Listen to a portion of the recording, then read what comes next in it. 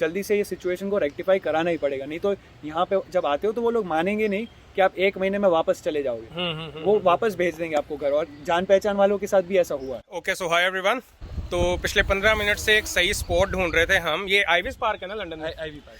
तो Ivy's park में हम स्पॉट ढूंढने की कोशिश कर रहे थे। फिलहाल हमें ये मिला। पीछे ये रिवर का नाम क्या? थेम्स नदी, और लंदन शहर है छोटे वाला और अभी हमारे साथ है सात्विक। सात्विक को आपने इनके खुद के चैनल पे देखा होगा। ही जस्ट केम टू कनाडा, और इन्होंने ऑनलाइन स्टडीज़ इंडिया में शुरू की थी, और एक पूरी जर्नी है, जो एक स्टोरी है वो आपके साथ शेयर करनी है। जो छोटी छोटी चीज़ें हैं जो आप सभी मुझे पूछ रहे हो, और ऑब्वियसली जो मुझे नहीं पता कि कोविड के दौरान जॉब्स का क्या सीन है वगैरह वगैरह, तो वो सब कुछ आज शुरू से लेकर एंड तक डिस्कस करेंगे। So let's begin.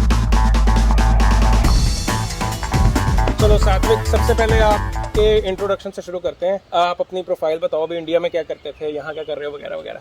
Alright, so hi everyone, my name is Satvik. So I'm a lawyer in India, मतलब I'm a law graduate, but I did not take the bar because of COVID. So yeah, I'm here for my international business management program at Fanshawe College. ठीक है, जब आपने decide कर लिया कि हाँ फैनशो जाना है, आपको ऑफर लेटर आ गई, तो जब आपके हाथ में ऑफर भी था, और तब तक आपको शायद पता भी लग गया होगा कि हाँ अब ऑनलाइन क्लासेस लगने वाली हैं बिकॉज कोविड हैपेंड। नहीं, तब तक भी नहीं? तब तक भी नहीं हुआ था। मेरा मार्च 2020 में जब एडमिशन हुआ था, तब बात सिर्फ 15 दिन की थी कि 15 दिन में लॉकडाउन, फिर वापस नॉर्मल लाइफ शुरू।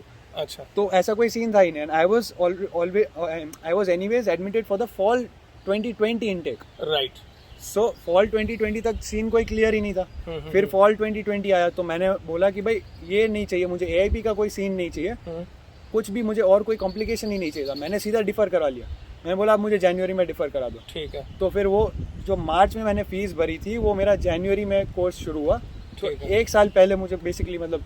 ठीक है, तो आपने जब मतलब मार्च में आपके पास ऑफर था, तो आपने डेफर करा के जैन इनटेक ले लिया। हाँ। ये सोच के कि तब तक शायद एआईपी वाला सिस्टम नहीं रहेगा। हाँ, बट वो वापस इंट्रोड्यूस हुआ भी। अच्छा। और दूसरी बात ये भी है, अगर आपको डिफर कराना है तो आपको फीस तो पहले देनी पड़ेगी। ठीक है, तो आपने सारी फीस जमा कराई हुई थी और जैन में इनटेक मेरी पूरी फीस दे दी थी मैंने। ठीक है, और उसके बाद जब आपने डेफर करवा लिया, तो आपका पहले एआईपी आया होगा फिर से वापस? एआईपी हाँ आया था। तो एआईपी के बाद आपने फिर ऑनलाइन क्लासेस शुरू कर दी या फिर डेफर करवाया था? मेरी कॉलेज का ऐसा कोई रिक्वायरमेंट ही नहीं था कुछ, जैसे तो मेरी कॉलेज को कोई रिक्वायरमेंट नहीं थी, ना हमें आपका एआईपी चाहिए, ना हमें आपका पीपीआर चाहिए।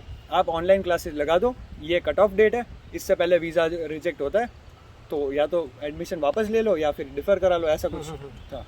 ठीक है, तो आपने क्लासेस शुरू कर दी फिर? जी जैन इनटेक में। और तब तक आपके पास एआईपी था? 26 जनवरी को आया, मतलब 15 दिन क्लासेस शुरू होने के बाद। अच्छा, तो आपने मतलब बिना एआईपी के क्लासेस शुरू कर ली, तो थोड़ा सा रिस्क लिया था आपने। वो शायद रिफंड पॉलिसी इनकी फ्रेंडली होगी थोड़ी सी। हाँ। ठीक है, तो चलो 26 को आपको एआईपी आ गया and you continued with your online classes. कब तक आप ऑनलाइन क्लासेस लेते रहे? ऑनलाइन क्लासेस में लेता रहा 31 ऑफ मार्च तक एक्चुअली, क्योंकि मेरी फ्लाइट थी उस दिन। और जनवरी से मार्च 3 महीने मैंने ऑनलाइन क्लासेस लिए, और फिर मैं कनाडा आ गया। फिर लास्ट का जो एक वीक आई थिंक था, 1 या 2 वीक, वो मैंने यहाँ पे खत्म किया फिर सेमेस्टर का। ठीक है, अभी आपके कितने सेमेस्टर्स हो गए फिर? First semester is done, second is going on, last semester. अच्छा, 1 साल का ही प्रोग्राम? 8 मंथ्स। ठीक है, तो जब आप यहाँ पे पहुंच गए, वो जर्नी कैसी थी? वहाँ पे क्या रिक्वायर्ड था, फिर यहाँ पे क्या रिक्वायर्ड था एयरपोर्ट पे वगैरह वगैरह? उस टाइम पे जो डॉक्यूमेंट्स है वो तो बस यही थे कि पीपीआर ला दो आपका, जो बीबीएल है वो लाओ, पासपोर्ट लाओ आपका, और आई थिंक या बस यही जो मेन इंपॉर्टेंट डॉक्यूमेंट्स है। कोविड का रिपोर्ट आ गया, फिर बाकी और कुछ ऑफर लेटर, फीस की receipt, arrive can. Obviously arrive can application तब भी बहुत ज़रूरी था, वो इसलिए क्योंकि आपको पहले से आपकी सारी क्वारंटाइन डिटेल्स और जो भी है वो फिल इन करनी है। आपकी कॉलेज का कोविड रेडीनेस रिपोर्ट का जो फॉर्म होता है, जो अप्रूव हुआ आपका कोविड रेडीनेस प्लान, आपका खुद का, नॉट द डीएलआई प्लान, आपका प्लान जो हुआ है उसका एक्नॉलेजमेंट भी साथ में लेके जाना है कि भाई मेरी कॉलेज को पता है मैं कहाँ पे रहता हूँ, क्या होगा, मैं कहाँ पे रहने वाला हूँ। पुलिस को अगर चेक करना है तो मेरी कॉलेज को अगर वो कांटेक्ट करते हैं तो कॉलेज को बिल्कुल पता है कि मैं 3 दिन कौन सी होटल में हूँ, उसके बाद मैं प्राइवेट कौन से प्रीमाइसेस में रहता हूँ। तो ये सारी चीज़ें उस टाइम पे बहुत ज़रूरी थी। अच्छा, तो आपने वो सारा कुछ उनको प्रोवाइड किया? तो कनाडा के एयरपोर्ट पे सारा कुछ, ये इंडिया में भी था रिक्वायर्ड? और इंडिया की बात कर रहा हूँ। अच्छा, और कनाडा में फिर निकलते वक्त भी सब जरूरी था, और आते वक्त भी उनको अराइव कैन की रिसीट चाहिए थी हमारी। और अराइव कैन की रिसीट का बिल्कुल भी स्क्रीनशॉट कभी मत लेके आना, उसमें लाइव टाइमर होता है हमेशा, क्योंकि उनको देखना है कि ये किसी और का फोर्ज्ड या फिर किसी और का स्क्रीनशॉट किया हुआ तो नहीं है। तो उसमें लाइव टाइमर होता है, वो लाइव टाइमर जब वो क्लॉक देखेंगे टिकिंग डाउन, तो तब वो एक्चुअली उसको एक्सेप्ट करेंगे। तो अराइव कैन की रिसीट थी, फिर ऑफर लेटर भी मांगा था यहाँ पे, और पर्पस पूछ रहे थे क्यों, उसके लिए बोले कि आप आ रहे हो तो क्लासेस हैं, तो क्लासेस का शेड्यूल दिखा दो आप, तो शेड्यूल दिखाना पड़ता है। और बहुत ज़रूरी है कि आप अच्छे से प्लान करो आप कब आ रहे हो, क्योंकि इतने सारे केसेस हुए of people getting sent back home as soon as they come here, क्योंकि उनका कोर्स या तो ख़त्म हो रहा है या तो उनकी जो स्टडी परमिट है मतलब एकदम उसके एंड में वो आ रहे हैं। तो कोर्स शायद लंबा हो लेकिन आपको स्टडी परमिट शॉर्ट मिली है, तो आपको एजेंट को कांटेक्ट करके जल्दी से ये सिचुएशन को रेक्टिफाई कराना ही पड़ेगा। नहीं तो यहाँ पे जब आते हो तो वो लोग मानेंगे नहीं कि आप 1 महीने में वापस चले जाओगे, वो वापस भेज देंगे आपको घर। और जान पहचान वालों के साथ भी ऐसा हुआ है। क्योंकि स्टडी परमिट पे जो हम एसओपी में लिखते हैं कि हाँ आज ये स्टडी होने के बाद हम इंडिया जाएंगे, जब तक आप यहाँ एंटर नहीं कर जाते तब तक वो स्टेटस या स्टेटमेंट को मेंटेन करके रखना जरूरी है। और at all platforms and premises and anywhere you meet, बस यही बताना है कि मैं वापस जा रहा हूँ। ठीक है ठीक है ठीक है। सो गाइस, कोविड टेस्ट हो गया है मेरा and let me tell you there is a trick. जैसे ही आप लैंड करते हो ना फ्लाइट से, तब है ना आप पहले तो पीएसएन इंटरनेशनल एयरपोर्ट का जो वाईफाई है उसमें ईमेल आईडी डाल के पहले तो लॉगिन कर लो। कोई ओटीपी आएगा नहीं, ना फ़ोन पे ना ईमेल पे, तो पहले वाईफाई का एक्सेस ले लो। अगली बात, जैसे ही आपको वाईफाई का एक्सेस मिलता है क्यूआर कोड आपको दिखेगा उतरते ही सीधा, उसको स्कैन करो। जो वेबसाइट खुलती है उसमें आप रजिस्टर करो। कोविड टेस्ट का एप्लीकेशन है स्विच हेल्थ करके, उस पर रजिस्टर करो। फ्रेंड कोई भी आपका यहाँ पे कनाडा में उसका नंबर डालो, कोई रिलेटिव है उसका नंबर डालो और अपनी ईमेल आईडी डालो। दोनों में ओटीपी आएगा अगर आपको लॉगिन करना है, सो डोंट वरी। उनका नंबर डालो, रजिस्टर करो। तो जैसे ही आप इमिग्रेशन ख़त्म करके लगेज चेक करने मतलब पिकअप करने आओगे, लगेज पिकअप करते ही सीधा कोविड की टेस्ट कराने आओगे तो आपको लाइन में खड़ा नहीं रहना पड़ेगा क्योंकि ऑलरेडी आपका रजिस्ट्रेशन हो गया। तो गाइस बहुत टाइम बच गया मेरा वहाँ पे, और मैं टेस्ट ख़त्म करके ऑलरेडी यहाँ पे टैक्सी की लाइन में खड़ा हूँ, जो लास्ट प्रोसीजर है। तो टैक्सी की लाइन आपको दिखा दूँगा। तो ये टैक्सी की लाइन थी इतनी बड़ी। यहाँ पे आपको आपकी होटल के बारे में उनको बता देना है। तो जैसे आपकी होटल का कोई भी शटल आएगा, आपको आपके टर्न के बेसिस पे से आपको यहाँ से पिकअप करवा लेंगे। चलो यहाँ पे आप पहुँच गए सारा कुछ दिखा के, तब तक आपका ऑनलाइन स्टडीज़ का एक्सपीरियंस कैसा था? ऑब्वियसली वेरी बैड, और मैं डराने की ट्राई नहीं कर रहा हूँ, मैं जो जेन्युइन है वही बता रहा हूँ। बहुत ही ख़राब एक्सपीरियंस था, और ये कॉलेज स्पेसिफिक नहीं है, इसलिए कॉलेज को लेकर के डर मत रखो। ये बेसिकली ऑनलाइन जो कोर्सेज चलते हैं उनका बेसिक प्रेमाइस ही ये है कि आप टीवी के लैपटॉप के सामने बस बैठे रहो, उसमें कब आपको नींद आ जाए, प्रोफेसर क्या बता रहे हैं, कभी नेटवर्क में प्रॉब्लम्स आ जाए, ये जो एक पर्सनल टच रहता है वो नहीं होता है सबसे पहले। और दूसरा क्या हो जाता है कि आपको पहले तो सिस्टम समझने में इतना टाइम लग जाता है कि भाई इसका पोर्टल क्या है, भाई सबमिट कहाँ पे करना है, वो बोले कि ये सॉफ्टवेयर डाउनलोड करो, तो वो सॉफ्टवेयर समझने में टाइम लगता है। तो based on the complexity of your course it will get even more complicated. नहीं वो तो है, जो चीज़ें फ्रेंड्स के साथ बैठ के, क्लासमेट्स के साथ बैठ के, प्रोफेसर के सामने बैठ के होती हैं वो तो नहीं हो पाएंगी। चलो आप सारा कुछ आपको वैसे भी अवेयर थे, आपने ऑनलाइन स्टडीज कर ली, फिर यहाँ पे पहुंच गए। तो जो सेकंड स्टेप था मेरे ख्याल से आपका क्वारंटीन का था, है ना? आप होटल में रुके थे, वो एक्सपीरियंस कैसा था सारा? ओके, तो मैं पहले बता दूं, पहले तो बुकिंग से इश्यूज, जिस टाइम पे मैं था तो बुकिंग भी काफ़ी मतलब 1-2 घंटे कॉल पे रहना पड़ता था। और फिर उन्होंने ऑनलाइन बुकिंग काफ़ी टाइम के बाद शुरू किया, तो वो धीरे धीरे चेंजेस तो वो ला ही रहे थे। लेकिन फिर भी जब मैं यहाँ पे आया तो पहले तो फूड में I was not satisfied. Like ठीक है, पेट भर जाता था, वैसे कोई ख़राब फूड नहीं था, बट द थिंग इज़ कि आपको हमेशा यही बात ध्यान में रखो कि अगर आप आ रहे हो यहाँ पे और क्वारंटाइन का सीन है तो खाना ज़्यादा लेके आओ साथ में, क्योंकि फूड में I was not satisfied at all. पेट भर जाता लेकिन फूड वॉज अ प्रॉब्लम। आप 3 दिन किसी को मिल नहीं पाते हो, बाहर कहीं निकल नहीं पाते हो, और कोई भी मतलब इंटरेक्शन नहीं होता है। तो होटल में रहना, फ़िलहाल मेरा तो उस टाइम पे कॉलेज चल रहा था, यूट्यूब में मैं कुछ काम कर लेता था कुछ भी, तो बट जो लोग अकेले आते तो उनके लिए भी थोड़ा बुरा रहा। इसके बाद वो 11 दिन का क्वारंटाइन। अब इसमें थोड़े कॉम्प्लिकेशंस ये आ जाते हैं कि आपको पहले तो एयरबीएनबी में आप ढूंढ रहे हैं तो एयरबीएनबी वाला बोलेगा कि भाई प्राइवेट बाथरूम है नहीं। तो अगर आप प्राइवेट बाथरूम नहीं लेके आओगे यहाँ पे तो हो सकता है कि बॉर्डर सिक्योरिटी में आपको परेशान करे कि भाई प्राइवेट बाथरूम नहीं है आपका। उसके बाद ये सारे कॉम्प्लिकेशंस मतलब आते रहते हैं। तो मेरा एक्सपीरियंस तो स्मूथ था और मेरा प्राइवेट बाथरूम नहीं था। और सरप्राइजिंग बात यह है कि चाहे जो भी चीज़ें मैं डिटेल से देखता हूँ, कुछ चीज़ें मेरे से भी मिस आउट हो ही जाती है। और ये जब मैं उतरा तो मैंने देखा कि यार तो शेयर्ड बाथरूम लिखा है। तो मतलब एयरपोर्ट पे खड़ा था कनाडा के और मैं देख रहा हूँ कि भाई ये तो शेयर्ड बाथरूम है। मैं बोला चलो कोई नहीं, अब आ ही गए तो क्या होगा, ज़्यादा से ज़्यादा बोलेंगे कि भाई कोई और बदल दो लोकेशन, तो कर देंगे। तो उतना रिजर्व कैश का भी आप लेके आना कि आपको अगर लास्ट मिनट पे कुछ ऐसा एक्सपेंस भी आ जाए तो आप चेंज कर सकते हैं। तो या इट वाज स्मूथ और कोई प्रॉब्लम नहीं था। Airbnb was good. पैसे कितने लगे दोनों जगह में? क्योंकि बहुत ज्यादा कंफ्यूजन, वो मेरे ख्याल से रूल अब भी है होटल क्वारंटाइन वाला, है ना? हाँ, मतलब अभी तो क्योंकि ट्रैवल ही नहीं है ना, तो हाँ, मतलब जब भी होगा तो मोस्ट प्रोबेबली आगे भी रहेंगे ही। तो बहुत सारी कंफ्यूजन है कि कोई स्टार्टिंग में $2000 कह रहे थे, फिर बीच में $1000 वाली भी बात छिड़ी। आपकी रियल कॉस्ट आपकी क्या रही? मेरी एग्जैक्ट $1039 है इंक्लूडिंग टैक्स। अब मैं बताता हूँ वो 2000 का क्या हुआ था कि जब वो उन्होंने अनाउंस किया था कि भाई इट में कॉस्ट अप टू 2000, ये पहले से इन्होंने ये एक मार्जिन ही बना के रख दिया था। अब वो जिस टाइम पे गवर्नमेंट की इन लोग के साथ जो भी डील होती है या जो भी वो लोग एक एनालिसिस करके जो भी एक रेट डिसाइड करते हैं, उस हिसाब से उनको पता चला कि भाई 2000 अगर होगा तो आएगा ही नहीं। ये मेरा ही मानना है कि भाई ऑब्वियसली 2000 में तो सोच रहे होंगे कि भाई अपने लोग भी वापस नहीं आएंगे 2000 में, तो इंडियंस और वो सब तो दूर है। तो स्टार्टिंग में इसी वजह से दिख रहा था मैं कि जो भी आप होटल देखोगे it was ranging from $1000 to $1300, मतलब काफ़ी अच्छी होटल है, तो 1300 का हो जाता था 1000, ये रेंज थी। ठीक है। और अब जो नेक्स्ट है उसमें क्या वेरी करता है कि आप कौन से टाइप ऑफ अकोमोडेशन में जा रहे हो। अगर आप एयरबीएनबी में जा रहे हो तो ऑब्वियसली थोड़ा महंगा पड़ेगा।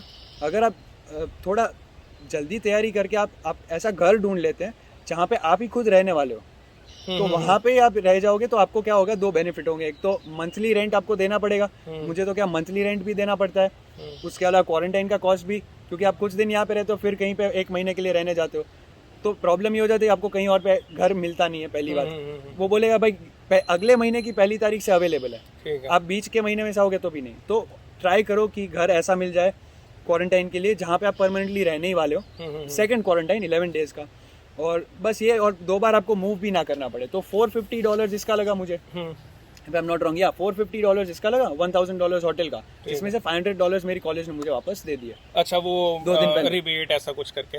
ठीक है, तो इसमें सारा कुछ आपका इंक्लूडेड था, खाना वगैरह सब कुछ, ग्रोसरीज अपार्ट फ्रॉम ग्रोसरी जो एयरबीएनबी वाला हाँ, क्वारंटाइन था उसमें। ठीक है। अच्छा, ग्रोसरी आपने इंस्टाकार्ट वगैरह से मंगाई हुई है? जी। ठीक है, ठीक है। इंस्टाकार्ट। चलो ठीक है, ये सारा कुछ हो गया। फिर क्वारंटाइन खत्म होने के बाद जो नेक्स्ट पढ़ाई तो आपकी चलो वैसे चल ही रही थी ऑनलाइन, इंडिया में तो ऑनलाइन नहीं आता, वो तो वैसे खत्म हो गया था फिर। अच्छा, तो वेकेशन चल रहा है। उसमें जॉब वगैरह, क्योंकि ये सबसे बड़ा क्वेश्चन है अभी कोविड में जॉब्स का क्या सीन है, अभी पार्ट टाइम जॉब मिल रही है स्टूडेंट्स को कि नहीं आए कि ना आए, तो उसमें आपका क्या एक्सपीरियंस रहा? जॉब्स देखो मैं बता देता हूँ ऑनेस्टली, आपने मेरे वीडियो में देखा था कि मैं अलग अलग जगह पे जाके मतलब जॉब्स देख रहा था, पूछ रहा था, रेज्यूमे दे रहा था। तो कॉम्प्लिकेटेड तो थोड़ा इस वजह से है कि आपको पहले ये पता नहीं होगा कि कहाँ पे मैं शुरू करूँ काम, और वहाँ पे शुरू करने के बाद भी आपको बस ये देखना है कि आपको कोई रेफरेंस अगर मिल जाता है तो आपके लिए अच्छा हो जाएगा, क्योंकि वो लोग जनरली ऐसे न्यू कमर्स पे इतना इजीली भरोसा नहीं करते। राइट। तो द थिंग इज़ कि अगर आप रेफरेंस बिल्ड कर सकते हो आने से पहले, अब फॉर एग्जांपल मैं जिस कोर्स में था तो मेरा दोस्त, मेरा जो ग्रुप मेंबर था उसमें ही वो मेरा दोस्त बन गया था, so he was a nice fellow. तो उसने मुझे क्या बोला, मैं जैसे ही आया कि काम करना है मैं दिला देता हूँ, तो पहले मैं उसके रेफरेंस के थ्रू एक कन्वीनियंस स्टोर पे गया था, तो वहाँ पे मैंने काम किया। तो और फिर मैं ऑब्वियसली मैंने वो बताया कि मैं क्यों छोड़ के दूसरी जगह पे गया, बट क्योंकि वो मेरा बैचमेट था, उसने देखा कि भाई इसको काम करना है, आया है यहाँ पे, तो उसने हेल्प की। तो इसी तरीके से आपके बैच में भी आपको कोई ना कोई मिल जाएगा जो आपको रेफरेंस, ऐसा ज़रूरी नहीं है कि पहले से कोई वहाँ पे है। आपको कोर्स में आप अगर ऑनलाइन कर रहे हो तो make the best use out of that online course, आपको वहीं के वहीं कोई फ्रेंड मिल जाएगा जो आपको रेफर कर दे ऑन योर अराइवल। ठीक है, वैसे रेफरेंस के बिना पॉसिबल है, इतनी के जॉब्स हैं आसपास? अरे नहीं भैया, I don't think it's so easy without references. For example Walmart is quite simple without references. उनको बस आपकी अवेलेबिलिटी से मतलब है, वो देखते भी है कॉन्फिडेंस, कम्युनिकेशन आपका ये वो, बट उनकी आपकी अवेलेबिलिटी से वही मतलब है। आप उनको दिखा दो कि मैं अवेलेबल हूँ तो हो जाएगा। सो दिस थिंग, एक अच्छी बात मैं आपको बताना चाहूँगा कि अगर आप ऐसे प्रोग्राम में आ रहे हो जिसमें बीच में सेमेस्टर ब्रेक है, मतलब एक सेमेस्टर किया फिर 2-3 महीने का कुछ वेकेशन देते हो फिर दूसरा सेमेस्टर है, तो ये आपके लिए बोनस है, क्योंकि आप राइट टाइम पे अगर आ जाते हो तो ये 2-3 महीना पूरी अवेलेबिलिटी मतलब दिखा सकते हो। राइट। तो चांसेस बढ़ जाएंगे फिर जॉब के। ठीक है, और जॉब आपकी लग गई, वो आपने एक्सपीरियंसेस अपने चैनल पे भी शेयर किए हैं, वो क्लिप्स मैं यहाँ पे डाल दूंगा थोड़ी बहुत। और उसके अलावा जॉब्स लग गई, घर ढूंढ लिया, घर का भी रेंट कितना है, कैसे घर वाला हिसाब किताब क्या है? घर का ऐसा है भैया कि मैंने फेसबुक मार्केट प्लेस से लिया था, और घर का रेंट हमारा है अराउंड 400-450 जितना है, मतलब वो हो जाता है। और क्योंकि वो पहचान के है आकाश भैया, जैसे ही मतलब मैं यहाँ पे आया पहले पहचान के नहीं थे, फिर मैं आया तो पता चला कि सेम सिटी से है और एकदम बहुत ही क्लोज कनेक्शन है हमारा, तो उस हिसाब से तो I am lucky to have found somebody from my city and जिनको मैं पहले से जानता हूँ। तो रहने का मेरा ये एक्सपेंस हो जाता है 400-450 आसपास हो जाता है वेरिएंट सिंगल रूम के लिए। हाँ जी भैया। और जो ऑनलाइन स्टडीज़ कर रहे हैं अभी स्टूडेंट्स, जिन्होंने ऑप्ट कर लिया है, 2 तरह के स्टूडेंट्स हैं, जिन्होंने अभी ऑनलाइन स्टडीज़ ऑप्ट कर ली हैं, जिन्होंने अभी नहीं की, वो वेट कर रहे हैं कि जब ऑफलाइन क्लासेस या इन पर्सन क्लासेस शुरू हो जाएंगी तभी आएंगे। दोनों सेगमेंट्स के लिए आपकी क्या राय है? देखो, आपका अगर कॉलेज का जो रिफंड पॉलिसी है वो लीनियंट है तो ही ये रिस्क लो, नहीं तो वापस डिफर करा लो या तो जब तक वीज़ा नहीं आता। जी अच्छा, हाँ, रिस्क बिल्कुल भी मतलब ये सारे पैसे आपको ही कमा के वापस देने। अगर रजिस्टर कर लिया है तो कोई बात नहीं, इट्स नॉट एन इशू। कर लिया है तो make the best out of your online time, क्योंकि आपको एक तरीके से क्या होगा कि आपको सिर्फ पढ़ाई करनी है भाई, घर पे जॉब नहीं करनी है, घर साफ नहीं रखना है, ग्रोसरीज नहीं करनी है, खाना नहीं बनाना है। तो अब क्योंकि डिसाइड कर ही लिया तो थोड़ा पॉजिटिव ले लो इसको, और मेक श्योर कि आप कनेक्शन जैसे बना दो आपके बैच में कि आप मेरी तरह जब यहाँ पे आओ तो आपके बैचमेट्स जो पहले से यहाँ पे हैं वही आपको बता दे कि भाई मेरे यहाँ पे वैकेंसी लगी है, तू आ जा। तो थोड़ा हार्ड वर्किंग अपना एटीट्यूड दिखाओ लोगों को कि भाई मैं actually I want to work hard, तो लोग आपकी क्रेडिबिलिटी भी रखेंगे और आपको आते ही रेफरेंस भी दे देंगे, क्योंकि यहाँ पे उसको अपनी नाम की टेंशन होगी। अगर मैं किसी को रेफर कर रहा हूँ तो मैं भी एक बार सोचूंगा कि यार अब ये काम में आके ऐसे यहाँ पे काम करेगा तो मेरी तो यहाँ पे क्या ही रेपुटेशन रहने वाली है। राइट। ठीक है जी। सात्विक, बहुत अच्छा लगा आपसे बात करके। और बाकी जो जितनी भी बातें हमारी हुई हैं उसमें अगर डिटेल में आपको सारा सात्विक का एक्सपीरियंस जानना है तो सात्विक का अपना चैनल है जिसमें उसने हर डिटेल में, हर छोटी छोटी डिटेल पे एक 10-15 मिनट की पूरी वीडियो है। तो do check that out, link मैं डिस्क्रिप्शन में दे दूंगा। और Satvik, thank you so much again. Thank you so much भैया। And towards the end of the video I would like to say it once again कि साहिल भाई has been a direct and indirect support throughout my journey. और जिस time पे मेरे 200 subscribers थे और 50 से 70 व्यूज़ आते थे, उनमें से एक व्यू साहिल भाई का होता था। एंड आई स्टिल रिमेंबर कि मेरे एक वीडियो पे साहिल भाई का मैसेज आया था कि great job, you did better than me. तो अब बहुत अच्छा लगता है। नहीं, एक्चुअली वो डेडिकेशन मुझे तब दिखी जब आप बायोमेट्रिक्स कराने दुबई गए थे। वो तो खैर वो डेस्परेट मेजर्स। नहीं, चलो अब तो मेरे ख्याल से बायोमेट्रिक्स आगे हो ही जाएगा, कन्वीनियंट सारे रूल्स हो जाएंगे hopefully. So thank you so much सात्विक। थैंक यू सो मच भैया, thank you for having me. And that's it, and I hope it helps. See you guys.